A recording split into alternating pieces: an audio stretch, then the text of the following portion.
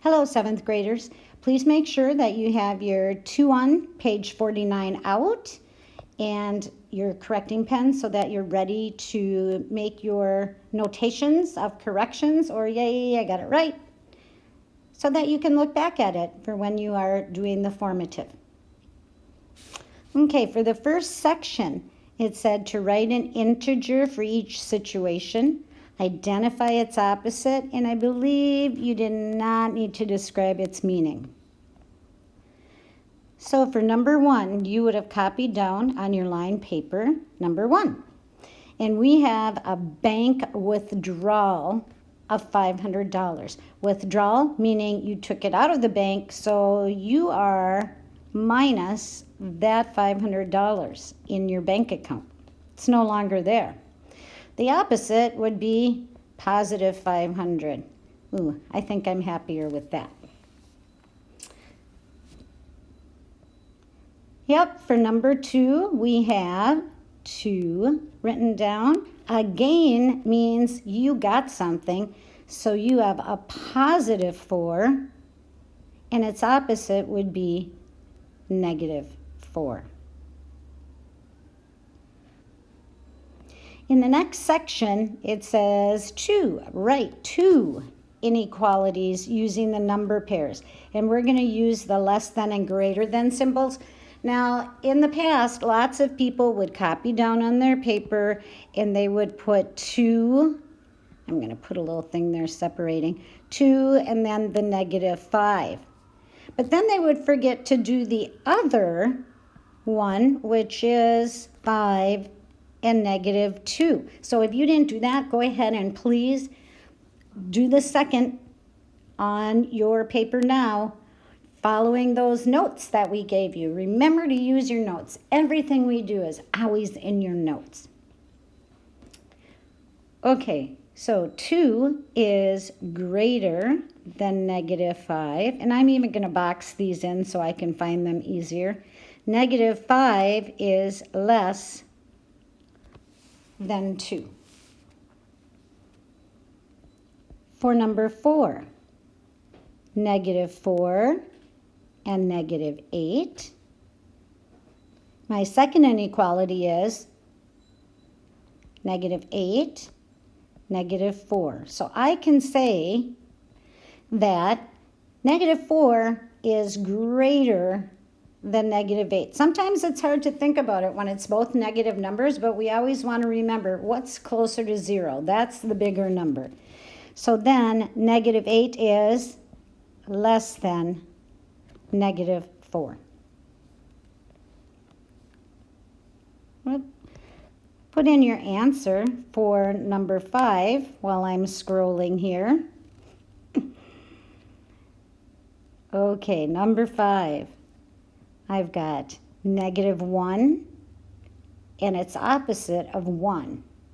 Well, anything negative is going to be less than that positive. So negative 1 is less than 1, and 1 is greater than negative 1. I bet you're doing fabulous. Yep, better than my fingers on here, In the next section, it says to replace each little dot with these signs to make a true sentence.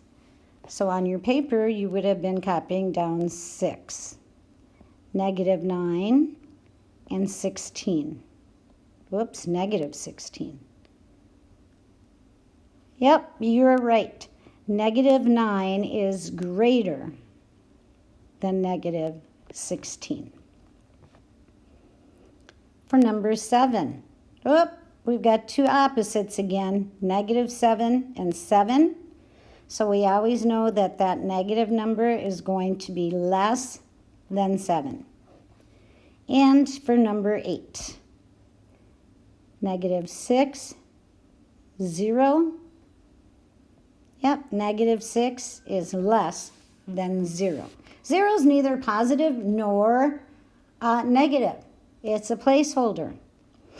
Okay, for the next section, the good strategy would be in your notebook to be copying these numbers down, because when it says copy down the original problem, that also means to copy down the numbers in your book.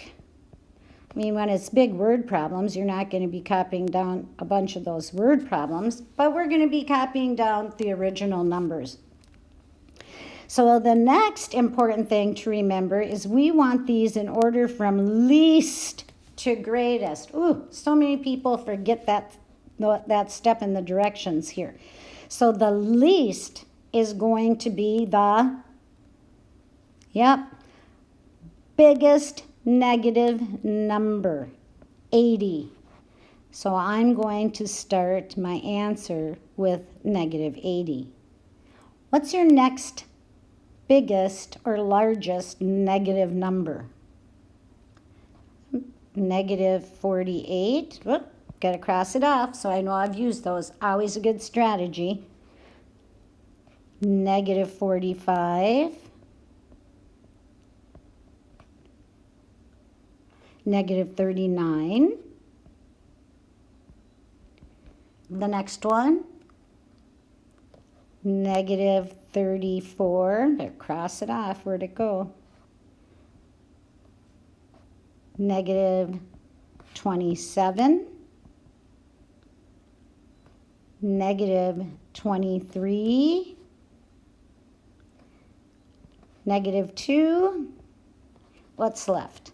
I've got just 12 left. So 12. Did I cross off all my numbers? I did. There are my numbers in order from least to greatest. Least being the, could it really be negative 80? Where is it negative 80? Okay, for number 10, evaluate. That means we're just going to get rid of our grouping symbols because we can look at absolute value signs as part of a grouping symbol. So for 10, you would have copied down in your book with the absolute value signs. I'll make those bigger. And when we clear these out, we just want to, just like we did with getting rid of parentheses, if I clear that out, the absolute value is 12. Okay, for number 11, again, we're going to, maybe I'll put these in a different color for you. Okay, negative 14 plus the absolute value of 3. So the absolute value of something, remember, is the distance from 0. So the absolute value of negative 14 would be regular old positive 14. And then bring down my plus sign. The absolute value of 3, well, it's still just 3 away from 0. So 14 plus 3 is 17. Why don't you go ahead and put in your final answer for number 12.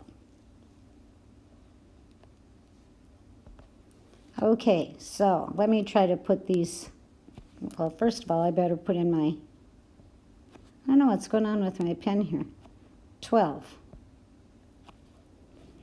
All right, so I've got 18, absolute value of 18. I think when I'm switching pens here, it goes haywire on me. Minus the absolute value of negative 5.